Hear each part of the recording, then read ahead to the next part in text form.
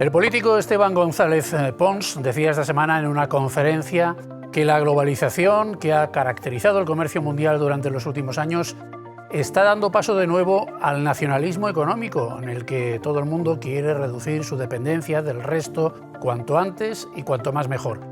Estamos en plena presidencia española de la Unión Europea recién empezada, en realidad, hace escasamente unos días, y uno de los muchos hitos que se prevén para este semestre es la celebración en Valencia de una cumbre sobre el futuro del comercio que puede conllevar una serie de acuerdos que condicionen el desarrollo de este importantísimo sector económico, que tantas implicaciones tiene para, entre otros, pues la agricultura de la Comunidad Valenciana, por ejemplo, sin ir más lejos. Por eso hoy nos interesa saber cómo vamos a afrontar esa cita, con qué armas y con qué opciones de éxito. Y lo vamos a averiguar esta noche con la ayuda de Rafael Ripoll, profesor de Relaciones Internacionales de la Universidad Católica de Valencia. Señor Ripoll, muy buenas noches. Buenas noches. Don Genaro Aviñó, director de ABA-Asaja, el Sindicato Agrario. Don Genaro, muy buenas noches. Buenas noches. Y don Vicente Mompó, no confundir con el de la Diputación, especialista en comercio exterior del Departamento de Internacional de la Cámara de Comercio de Valencia. Señor Mompó, muy buenas noches. Muy buenas noches. Estamos ante un cambio de paradigma, estamos pasando de la globalización al nacionalismo, como decía González Pons esta semana. ¿Cómo lo ven ustedes? Señor Ripoll, abra usted el fuego, venga. Pues sí, yo coincido en este caso con el señor González Pons, efectivamente es así. Yo creo que el comentario de Esteban hace referencia a que bueno, hemos de alguna forma buscar un equilibrio en esa situación. Se ha demostrado en las últimas décadas que el comercio, que es el asunto, el ámbito del que estamos esta noche hablando, genera riqueza. Y genera riqueza en particular en los 5 continentes, es decir, no está individualizada y no está particularizada en una zona u otra del territorio terráqueo. Por lo tanto, hemos de seguir generando comercio porque está demostrado que genera riqueza. La cuestión es equilibrar cómo se genera esa riqueza. La cuestión es sondear y pensar de qué manera esa riqueza ha de favorecer de forma equitativa y recíproca a todas las sociedades del mundo.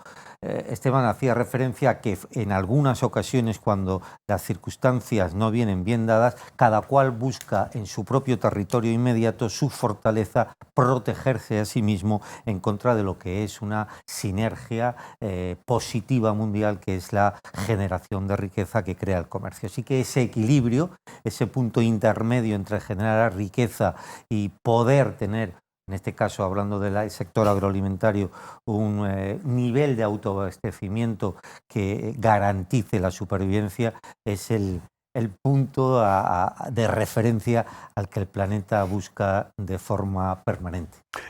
Precisamente Cristóbal Aguado, el presidente de ABA, antes de la pandemia ya empezaba a alertar, cuando ya estábamos ya entrando en situación sanitaria delicada en el conjunto del mundo, empezaba a alertar también sobre la necesaria autosuficiencia de los territorios, es decir, que la Comunidad Valenciana, que España deberían tender a ser autosuficientes para evitar que con situaciones extremas como esta de la pandemia u otras que puedan darse, guerras, etcétera, etcétera, pues nos quedemos colgados de la brocha, ¿no, don Genaro?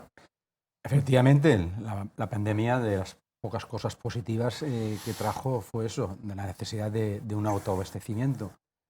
Pero lamentablemente, y abundando lo que decía Rafa, el concepto globalización a la agricultura valenciana para nada la ha beneficiado. La agricultura valenciana de por sí durante muchos años tiene una vocación exportadora. Todos los productos que hacemos aquí, el mercado de destino siempre ha sido la Unión Europea fundamentalmente, y desde hace muchos años el agricultor valenciano produce para exportar. Pero la globalización a la agricultura valenciana nada más que le ha traído más que problemas. Aumento de plagas y enfermedades que nos llegan que no teníamos. Competencia desleal de los acuerdos que se hacen con países terceros. Es decir, hoy en día hay una sensación en el sector productor agroganadero de que hasta qué punto el entrar a España en la Unión Europea ha beneficiado a la agricultura valenciana. Ese planteamiento hoy en día se lo hace el agricultor y ganadero. ¿Por qué? Una política agraria comunitaria, una PAC, que no ha beneficiado para nada a la agricultura valenciana. la Comisión Europea, la Unión Europea, constantemente firmando acuerdos preferenciales con países terceros, utilizando siempre como moneda de cambio la agricultura valenciana.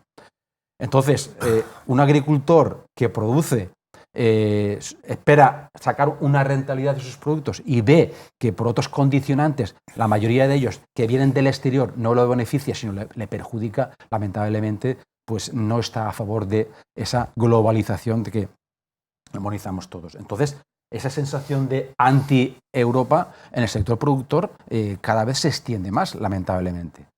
Y más teniendo en cuenta que la agricultura valenciana, por la propia legislación, depende más de aquello que emana, y más tengo al lado a Vicente y a Rafa, que son expertos en Bruselas, de que cada vez emana más la legislación y por lo tanto estamos de alguna forma sujetos a lo que decide Bruselas, maniatados a lo que dice Bruselas.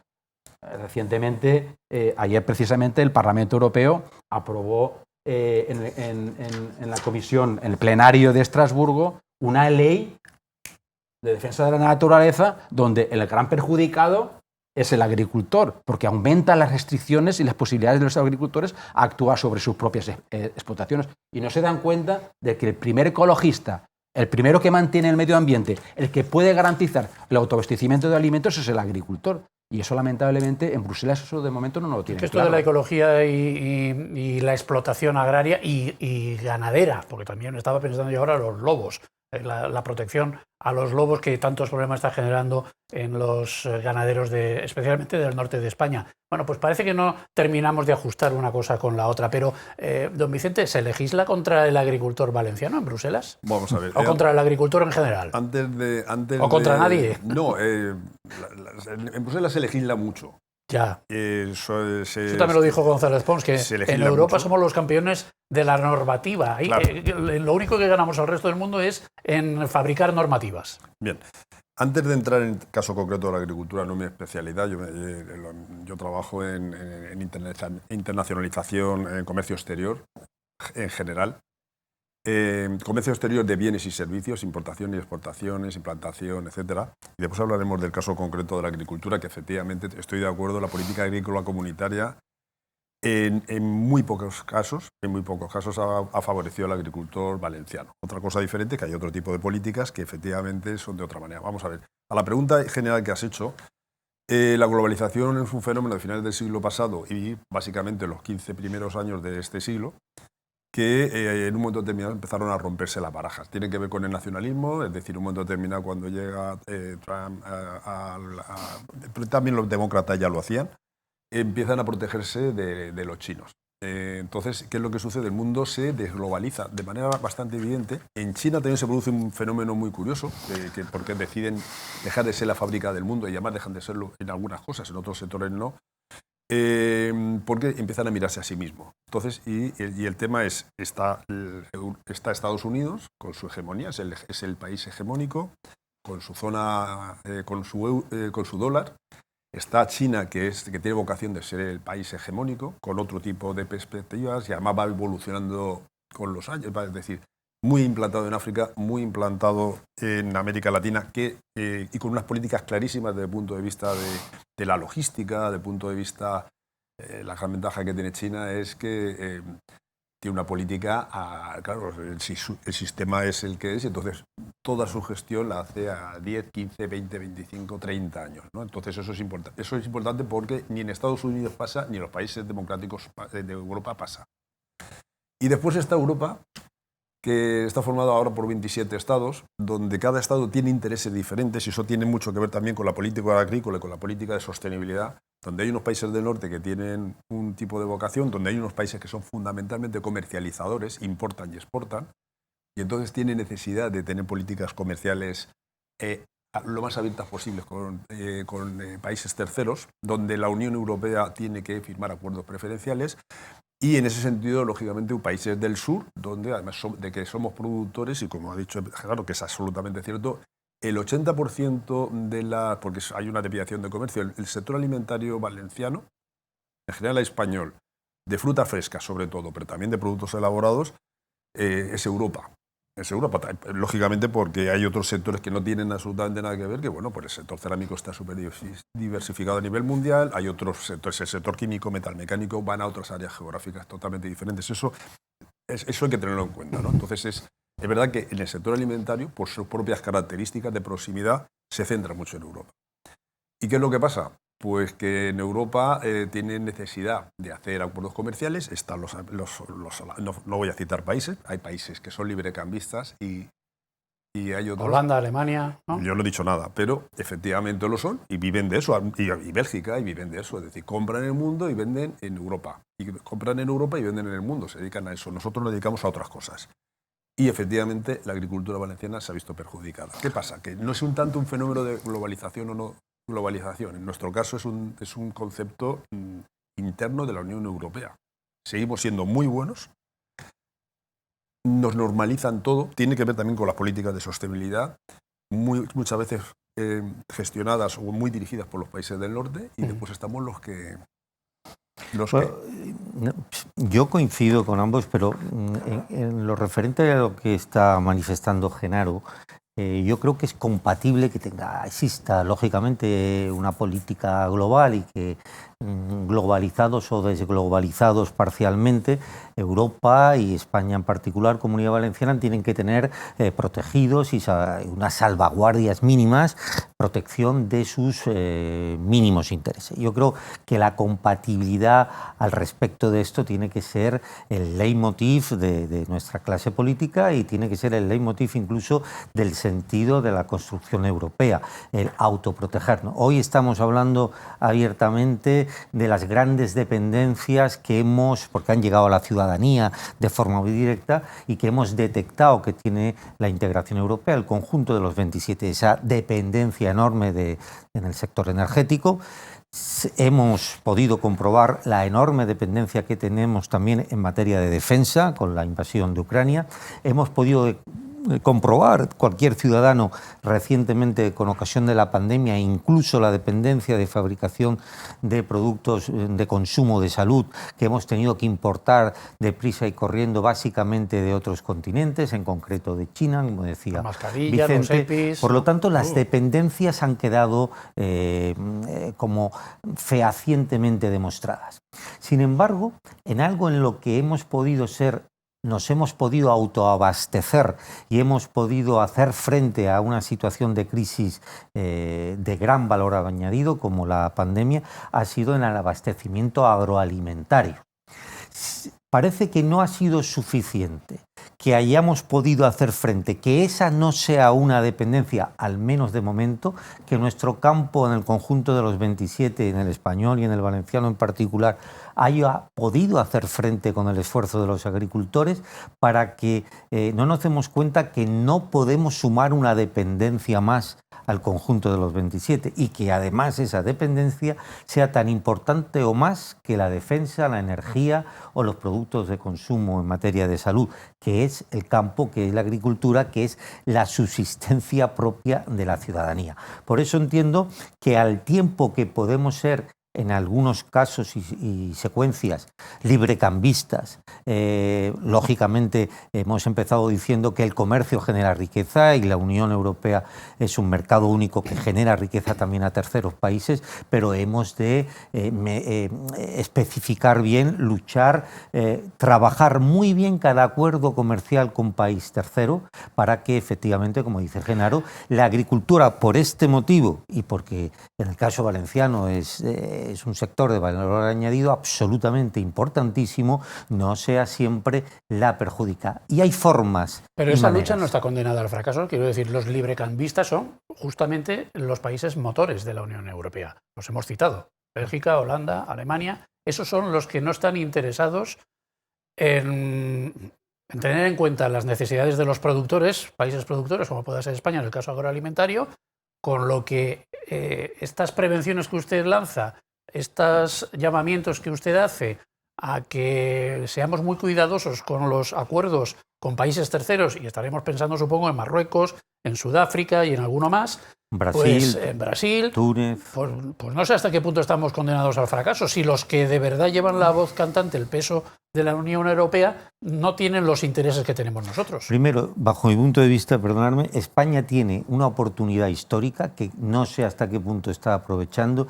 de pasar a ser un país de mucha mayor o con mucha mayor influencia en el conjunto de los 27. Y nos la ha dado el Brexit.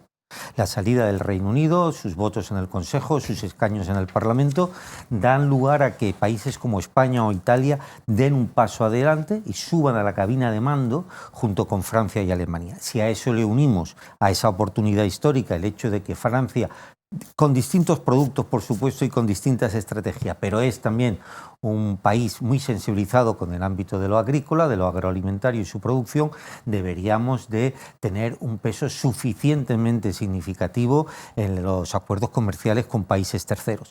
En estos acuerdos se habla siempre por determinados sectores, y lo hemos oído Vicente, Genaro, todos nosotros, de acuerdos justos. Y el término justo se está asociando solo al ámbito de la sostenibilidad y al ámbito aduanero, etcétera. Pero no se está teniendo en cuenta que lo justo no puede serlo sin que haya reciprocidad. Es decir, hace falta exigir para el campo español y para el campo valenciano un trato de reciprocidad, un trato equitativo, un trato equiparable. No puede ser que, más allá de las cuestiones aduaneras, lo que se llama medidas de efecto equivalente, sean siempre aplicadas solo en una de las dos partes negociantes o firmantes del acuerdo, la Unión Europea y el país tercero, el que fuere. Es decir, si a los productos agroalimentarios españoles, por ser europeos, valencianos en definitiva, se les exigen una serie de medidas aduaneras, medidas fitosanitarias, medidas incluso de carácter social, no sean exigidas, al menos de forma proporcional o en la misma medida, a los productos procedentes de esos países terceros. Me va a permitir usted que ahonde en el pesimismo y se lo traslado a don Genaro. Si llevamos tantos años en esa situación de debilidad negociadora frente a los países núcleo de la Unión Europea para los intercambios con terceros países, y el Brexit también se produjo ya hace ¿cuántos años? 3. Sí. Es decir, ya ha pasado un tiempecito y seguimos en la misma situación, pues no parece que podamos ser muy optimistas de que las cosas cambien a mejor, ¿no? Por eso en mi primera intervención he dicho que lamentablemente del sector agrario cada vez crece más el euroescepticismo.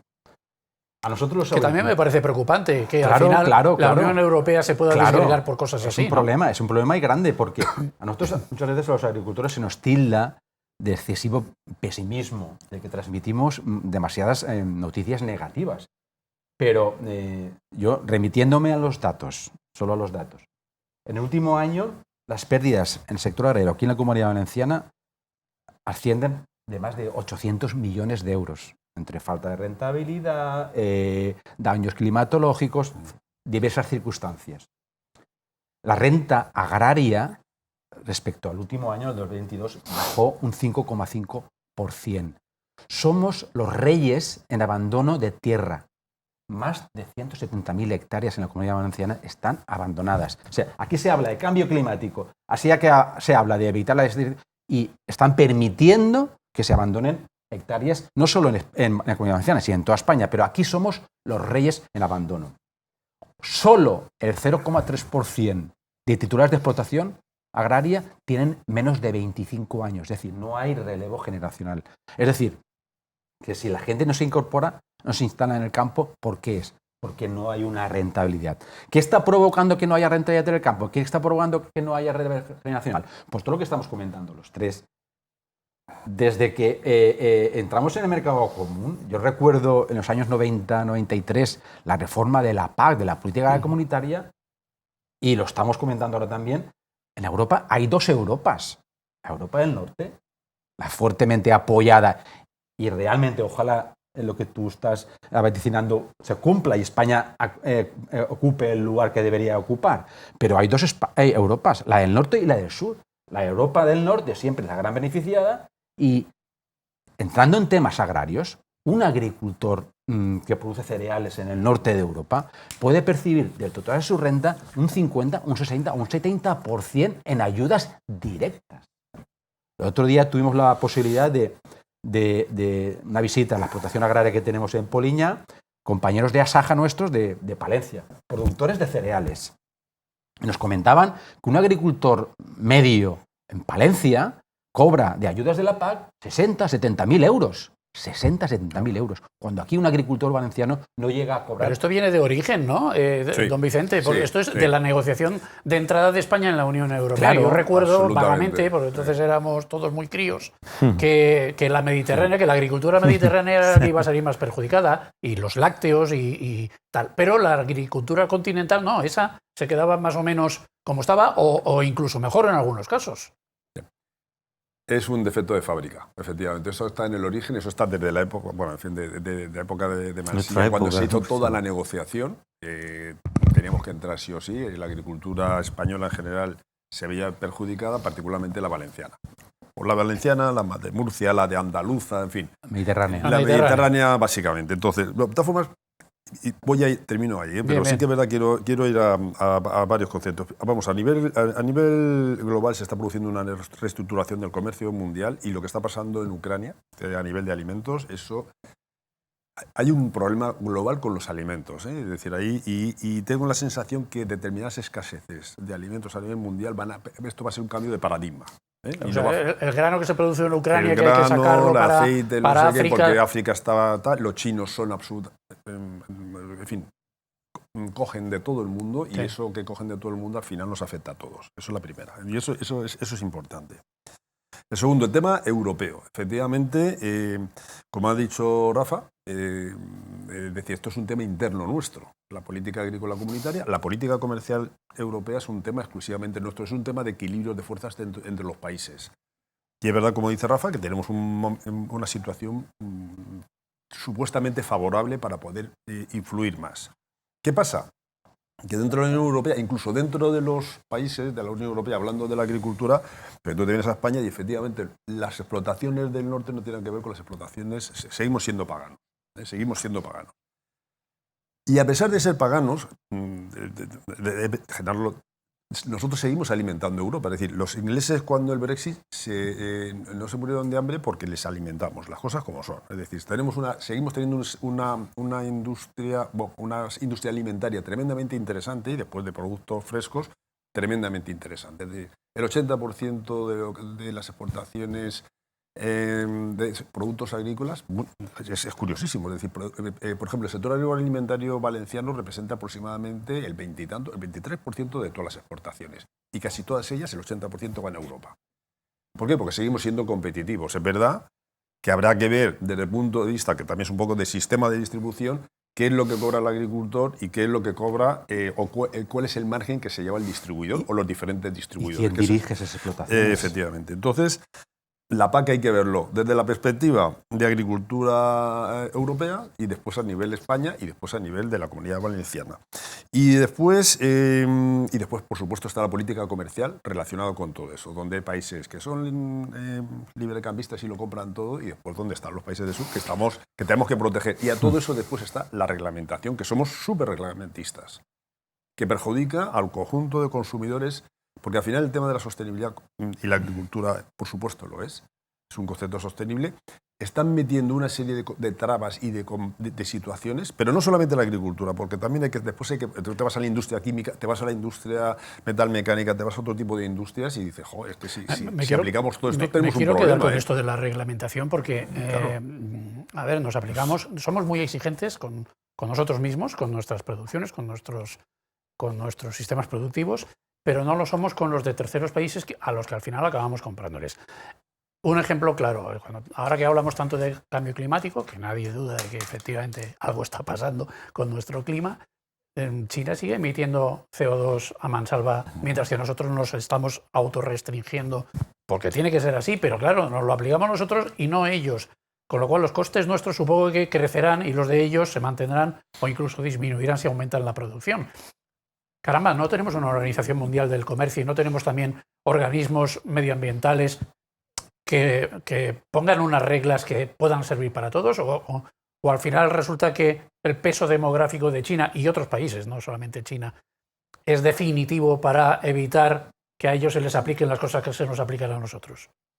Yo creo que, siendo europeísta de corazón y de vocación, creo que en este ámbito, en este tema que tocas, hay un punto de hipocresía en la sociedad occidental en general, si me lo permite, y es que entendemos que es fundamental reglamentar, como decía Vicente, cuestiones de índole social y medioambiental en la cadena productora de nuestros productos y en concreto en los agroalimentarios. Si entendemos que es absolutamente básico que haya unas condiciones de vida salariales, etcétera, y así lo hemos conseguido entre todos en Occidente a la hora de producir, si también esa forma de producir ha de ser sostenible, ¿por qué no trasladamos esos requerimientos, esa reglamentación, al menos de forma proporcional, a aquellos países de los que importamos productos? Si creemos realmente que esas condiciones sociales son casi humanistas, ¿cómo no las requerimos cuando importamos o admitimos en los acuerdos comerciales? Recordemos que es la Comisión Europea, las instituciones de la Unión, las que tienen esta competencia en exclusiva. Esos requerimientos sociales en las explotaciones agrarias marroquíes o brasileñas o tunecinas. Si creemos que es bueno para el planeta y para la lucha contra el cambio climático que aquí en nuestros productos no se utilicen determinados fitosanitarios, herbicidas, etcétera, ¿cómo no los exigimos? ¿No hay un punto de hipocresía? Parecemos querer ser simplemente las antiguas metrópolis decimonónicas que importen sin más. Si eso es bueno para el crecimiento humano y sostenible de nuestro continente y de nuestra sociedad, requiramos también esas condiciones sociales a las explotaciones agrarias, a que no quepa explotación infantil ni de ningún tipo. Bueno, pues porque efectivamente hay un peso muy superior todavía de los países librecambistas y del norte de Europa al que podríamos ejercer. Hagamos autocrítica, no solo veamos en el enemigo, o bueno, en otros de nuestros socios que hacen valer más sus intereses, hagamos valer los nuestros. Creo que está en nuestra mano, hemos puesto aquí elementos encima de la mesa. España tiene 50 millones, más de 50 escaños en el Parlamento Europeo, un número considerable de votos en el Consejo. Lo que pasa es que para poner de acuerdo a los eurodiputados españoles entre sí, pues ya necesitamos ahí... Bien, esto es una cuestión que en modo alguno es imputable, por lo tanto, sí, ni a los países del norte ni al resto del mundo, sino a nosotros mismos. Creemos pactos de Estado también en el sector agroalimentario. Sector agroalimentario, hablamos siempre de pacto de Estado en el sector educación, ¿verdad? Es lógico y es necesario. En el sector sanidad proclamemos la necesidad. Hemos visto lo que ha pasado en la pandemia, señores. No creemos una dependencia más de la Unión Europea, pero además afectada directamente a la subsistencia del ser humano. Creemos un pacto de Estado a partir del 23 de julio, gobierne quien gobierne, sobre el campo, sobre la agricultura, sobre el primer bien esencial del ser humano, que es su propio abastecimiento. Yo coincido plenamente en lo que ha comentado Rafa, y incluso él ha introducido antes el concepto de reciprocidad, que ahora yo, si me permites, ampliaré, pero también voy a sacar sobre la mesa un tema que a lo mejor no coinciden tanto Rafa como Vicente. Has hablado de los eurodiputados del Parlamento. ¿Realmente para qué sirve el Parlamento Europeo? Es decir, ¿tiene capacidad decisoria el Parlamento o lo que se aprueba en los plenarios del Parlamento Europeo? Al final estamos focalizando unos esfuerzos sobre alguna entidad que no deberíamos focalizarlos y dirigirnos posiblemente hacia otro sitio, como puede ser la Comisión, donde realmente es donde se están regulando todos los reglamentos comunitarios. La Comisión es el gobierno de Europa, sí, mientras que el Parlamento es el Parlamento. Pero al final quien redacta los reglamentos es la Comisión Europea. La Comisión es el órgano responsable de la puesta en marcha de la iniciativa legislativa y del cumplimiento de la misma. Lamentablemente, para entender. El Ejecutivo es el Consejo de Ministros, que es al final quien firma los acuerdos. Al final son los Estados. Lamentablemente, mi experiencia, que lógicamente no es comparable a la de ellos, en Bruselas, hasta el Tratado de Lisboa, el Parlamento Europeo era algo consultivo. emitía un dictamen en el Parlamento Europeo y se quedaba ahí. No tanto, pero bueno. Más o menos, pero yo creo que capacidad para poder modificar los reglamentos o directivas que emanaban de la Comisión, pocas. Indudablemente, a lo mejor deberíamos de, y ahí ya reivindico que desde hace muchos años la Comunidad Valenciana no tiene una oficina en Bruselas lo suficientemente potente para defendernos de todos estos temas que estamos denunciando y reivindicando. Yo como agricultor o como representante de una nación de agricultores lo hemos pedido a todos los gobiernos, la necesidad de tener una oficina con técnicos muy potentes. Recuerdo la época de Rafa, allí al frente de la oficina, que había un equipo que se movía por todos los despachos de la Comisión. Ahí es donde se cuece lo que va a emanar, los reglamentos comunitarios, las directivas que nos van a llegar a nosotros. Luego irán al Parlamento, el Parlamento emitirá un dictamen, hablará, comentará, pero la capacidad de decisión hay que hacerlo bien, tiene, ¿no? Hay que hacerlo bien. Yo creo que debemos de focalizar los esfuerzos, tanto humanos y económicos, sobre realmente donde se... Vicente, estamos mal de lobbies. Estamos mal de lobby. Vamos a ver, mi primera experiencia laboral hace 1000 años, lo estaba comentando, fue en Bruselas. El 1 de enero del 86, cuando España entró a formar parte de la Unión Europea. Es decir, y siempre me acordaré, y siempre, porque era verdad, había un comité de gestión de cítricos, que había una oficina que llevaba Pepe Martínez en aquel momento, que era extraordinaria. Eso sí que era un lobby. Desde entonces, y además era un lobby exclusivamente centrado en este sector, porque evidentemente los naranjeros, en fin, era un lobby del sector del cítricos, era muy importante. Eso evidentemente ha ido desapareciendo por diferentes motivos, ha ido evolucionando, como ha ido evolucionando. Hay otros sectores, es decir, estamos centrados en un debate... Sí, estamos hablando mucho de agricultura, pero hay otros sectores. Sí, pero hay otros sectores, claro, yo vengo de la Cámara de Comercio, entonces estoy especializado. Claro. Hay muchos otros sectores... Y además hay un montón de factores, no solamente el tema, pero si nos centramos en este debate, falta lobby y falta para este sector, desde luego, que tengo la sensación. Y después hay cosas, además, pues fíjate, ya ni siquiera temas reglamentistas. En el caso, por ejemplo, de acuerdo de libre comercio con Sudáfrica, con Marruecos y tal, es cómo se aplica la legislación europea en función por dónde entren los productos. Es que es una cosa que son incluso temas sanitarios, fitosanitarios. Las aduanas no funcionan igual en Holanda que en las aduanas todo tiene el mismo esquema. La política aduanera es como la política comercial, la política agrícola son políticas europeas y la gestiona la Comisión Europea. Y el Parlamento ni pone ni quita, el Consejo de Ministros aprueba y es la Comisión que la gestiona. Siempre. Pero no se aplica de la misma manera, desgraciadamente, lo sabemos, si entra la mercancía por un sitio que por otro. Pues ya es terrible que pasen estas cosas dentro de un club de países que se define como Unión Europea.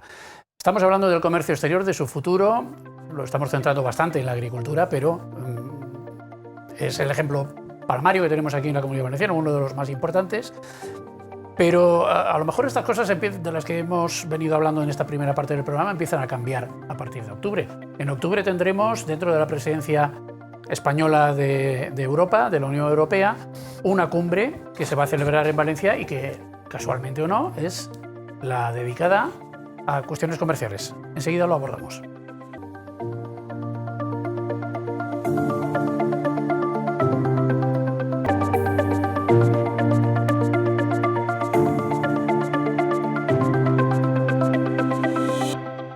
Hablamos del futuro del comercio exterior y el papel que puede jugar la Comunidad Valenciana en que las cosas cambien y mejoren en un futuro, esperemos que no demasiado lejano, y lo estamos haciendo con Rafael Ripoll, con Genaro Aviñó y con Vicente Mompó. ¿Qué cabe esperar, señor Ripoll, de la cumbre de comercio de octubre de la presidencia española semestral aquí en Valencia? La pidió la Generalitat, ¿no? Pidió porque había una serie de cumbres y había que distribuirlas entre varias ciudades. Consejo informal, sí. Entiendo que ¿Por qué la de comercio en Valencia? Es en Valencia, a mitad de octubre. ¿Por qué la de comercio en Valencia entonces? Supongo y entiendo, y me parece bien, que tanto por parte del Ministerio como por parte de la Generalitat, siendo un factor tan determinante, el comercio es propio de la idiosincrasia y del ADN del pueblo valenciano, se celebrará esta aquí. ¿Y qué cabe esperar de ella? Pues lo que cabe esperar es que se trabaje. O sea, no cabe esperar que llueva del cielo. nunca mejor dicho. Lo que cabe esperar es que este gobierno haya ya estado trabajando con la presidencia anterior sueca, con la presidencia belga que nos va a suceder, con los distintos sectores, con los distintos ámbitos que hay que negociar y acordar en la cumbre formal que tendrá lugar en Bruselas, la informal tendrá lugar en Valencia.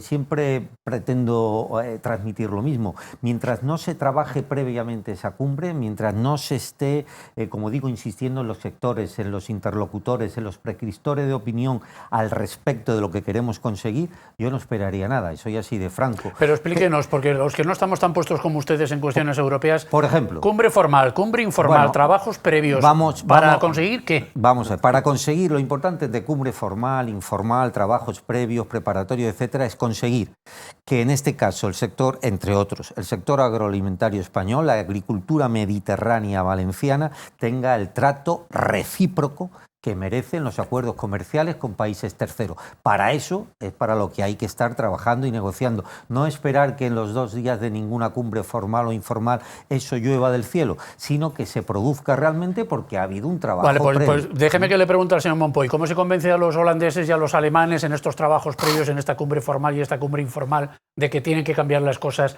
en relación con los países terceros? Vamos a ver.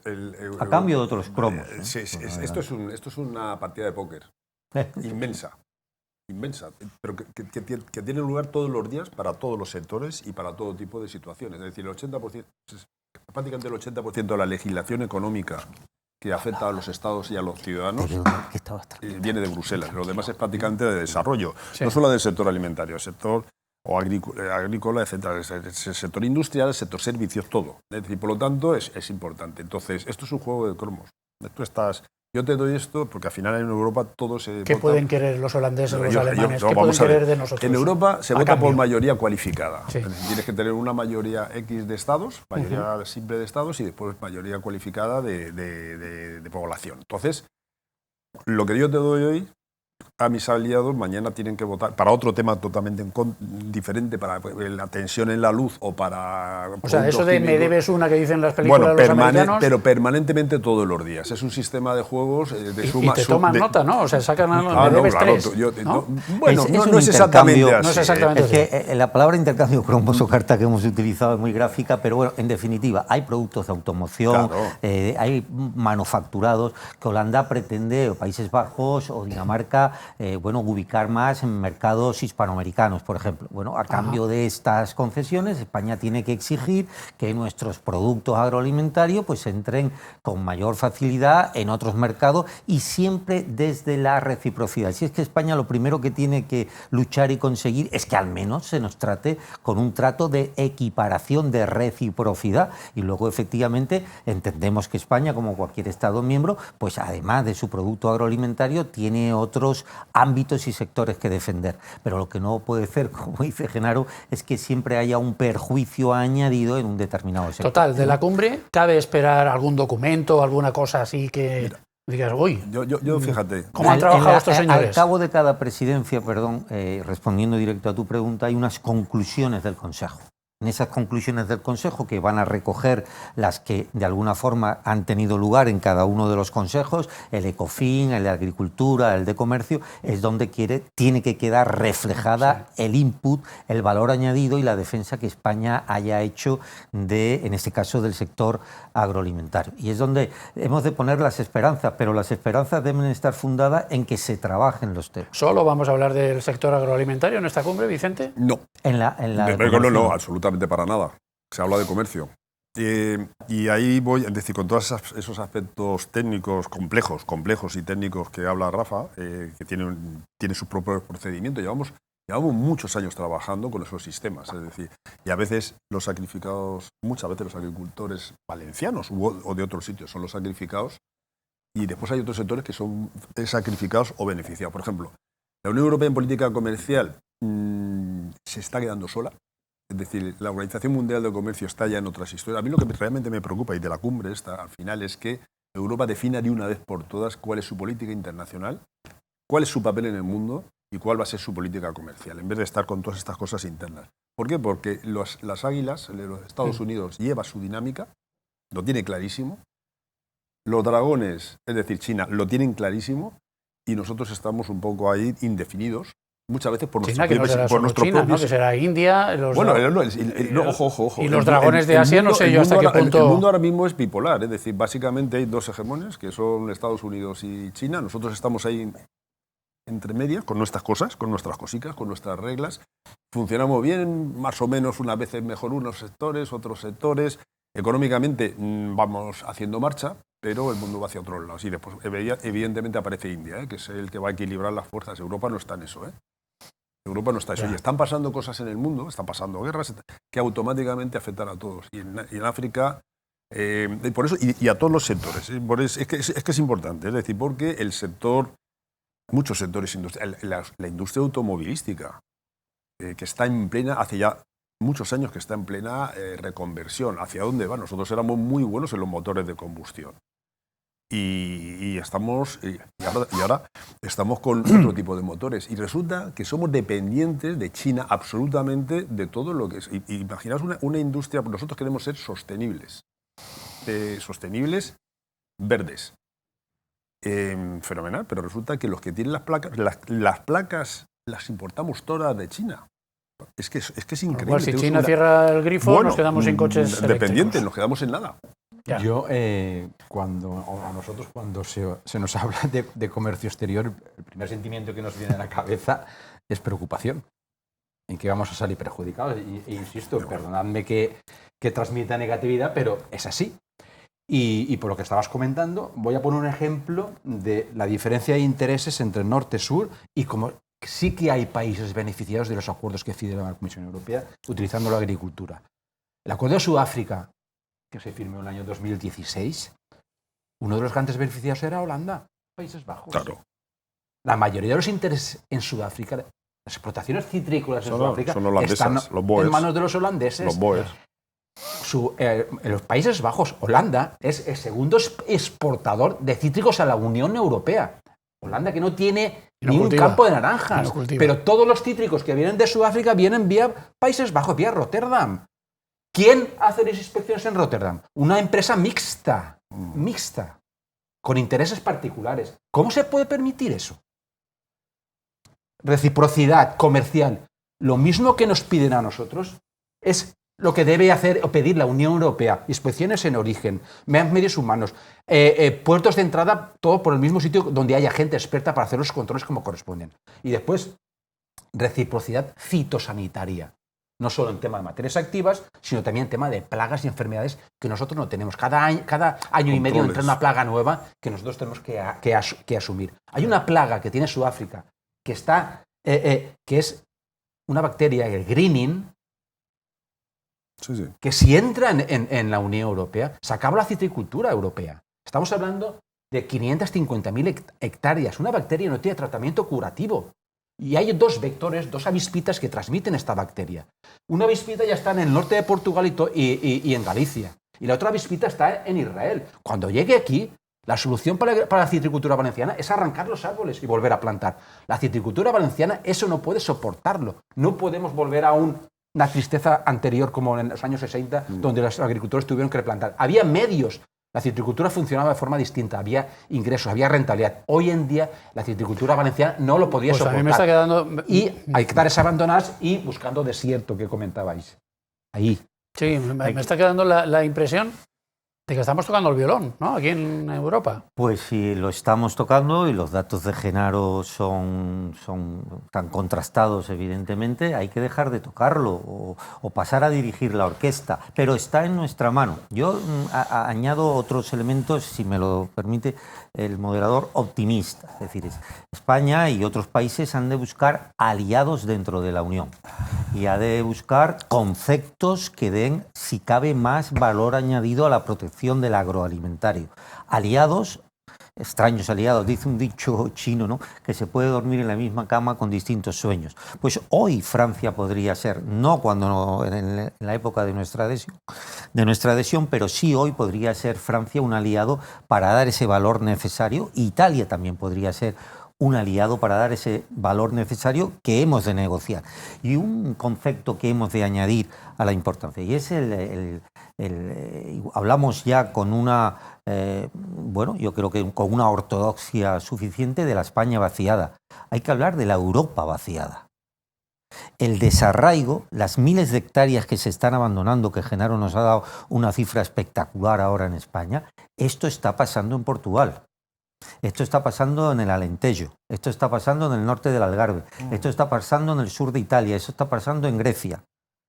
El desarraigo de la población, el envejecimiento añadido que eso supone desde los núcleos rurales a los núcleos urbanos con respecto en proporción, todo esto da un peso más, si cabe, a que nos sensibilicemos de la importancia que tiene el agroalimentario. Pero esto tampoco es de ahora, esto viene de los años 60, cuando la población dejaba los pueblos y se iba a la industria y a la ciudad. No digo que venga de ahora, digo que se ha incrementado en los últimos 10 años. Las cifras que nos acaba de dar Genaro sobre el abandono de hectáreas, en el Maestrazgo tenemos ejemplos en el abandono de hectáreas del almendro, sí que es, si cabe, mucho más agravado en los últimos 2 lustros. Por lo tanto, busquemos aliados territoriales, Francia, Italia, Grecia, busquemos conceptos que se aúnen al abastecimiento propio, a la necesidad inmediata que cubre el agroalimentario, que es el hecho del envejecimiento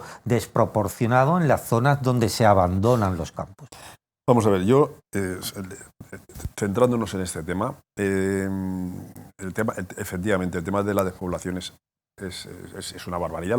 Lo que sí que es novedoso, entre comillas, es la despoblación agrícola en el Levante.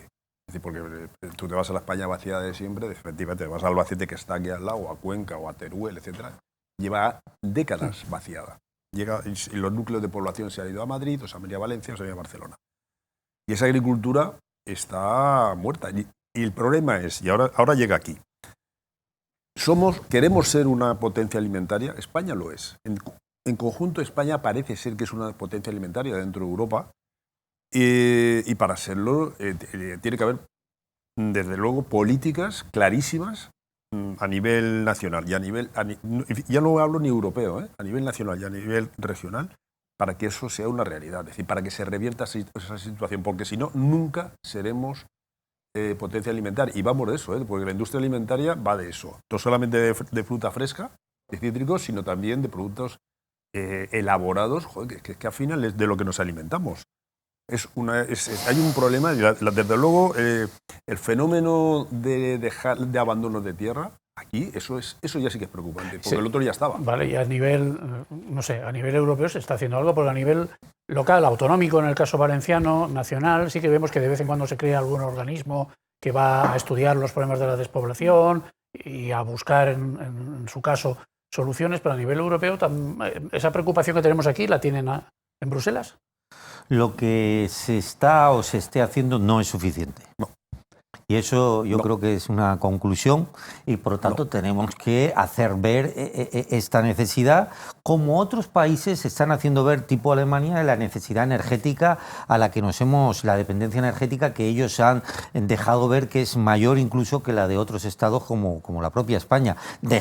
Hagamos la visibilidad suficiente para que esta necesidad que Europa en su conjunto tiene, la Europa vaciada de la que estoy hablando, sea una prioridad. Claro. A nivel europeo se podría hacer, porque hay armas e instrumentos para poder hacerlo. Se puede evitar el despoblamiento si hay rentabilidad. ¿Cómo podemos garantizar esa rentabilidad? Bruselas tiene instrumento, y es un instrumento que no necesita dinero, simplemente voluntad política para hacerlo, que es la cadena alimentaria, donde todos los eslabones de la cadena alimentaria tengan su justa remuneración por el trabajo que realizan, que al menos cubran los costes de producción. Hoy en día, legislación en materia de cadena alimentaria en Europa no hay. Eso pasa por revisar los eslabones de la cadena, porque saben ustedes que políticamente en los últimos meses se ha hablado mucho de si determinadas partes de esa cadena están obteniendo unos beneficios exagerados y otras no, y si por culpa de todo eso al final sube el IPC. En Bruselas, y la cesta de en la estos compra. momentos, legislación comunitaria en materia de cadena específicamente no hay. Solo hay una directiva del año 2019 de prácticas comerciales abusivas y nada más. Hay una ley en España, es que, insisto, es que no cuesta dinero. Ahí no hay que dar subvenciones para nadie. Simplemente hay que legislar, donde todos los eslabones tengan su justa remuneración, donde todos los eslabones al menos puedan cubrir sus costes de producción, donde nadie pierda, donde en estos momentos hay una imposición de precios desde arriba a abajo. El agricultor, que es el último eslabón, no puede trasladar los precios. Hay estudios de la cadena de valor de cítricos publicados por el propio Ministerio que reconoce públicamente que en esta cadena de valor los cítricos agricultores pierden resultados negativos. O sea, ¿cómo el Ministerio se puede atrever a publicar un estudio donde reconoce que el agricultor pierde? Automáticamente debería actuar. Tiene una ley que, en principio, los objetivos que plantea son buenos, pero no ha tenido el arraigo y la decisión política para decir, esto me parece bien y voy a legislar. A la hora de articular la ley, no se ha atrevido a reconocer esas deficiencias que tiene hoy en día la cadena alimentaria. La ley de cadena alimentaria ha sido un fiasco total. Esperamos que quien gobierne la reforme sensiblemente, y solo podemos decir que a día de hoy apenas ha entrado en vigor y está prácticamente judicializada. Por lo tanto, está muerta. Podemos decir que está en vía muerta. Vamos, que no me recomiendan a ustedes que me dedique al comercio. En los Al comercio, años, ¿no? al comercio sí, a ser agricultor no. Agricultor no, comercio sí, pero en Bruselas mejor. Bueno, también aquí. Sí. No, el comercio va bien, el comercio Bueno, de bienes y pues servicios va Rotterdam. bien. En otros sectores va extraordinariamente bien.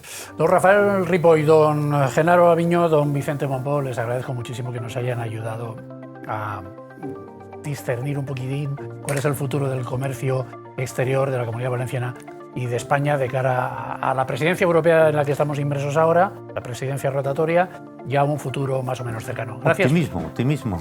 Optimismo y pesimismo, hemos tenido un poquito de todo. Gracias a los tres por su participación y a ustedes, señoras y señores televidentes, como siempre les digo, gracias por la atención prestada y queden ustedes con Dios.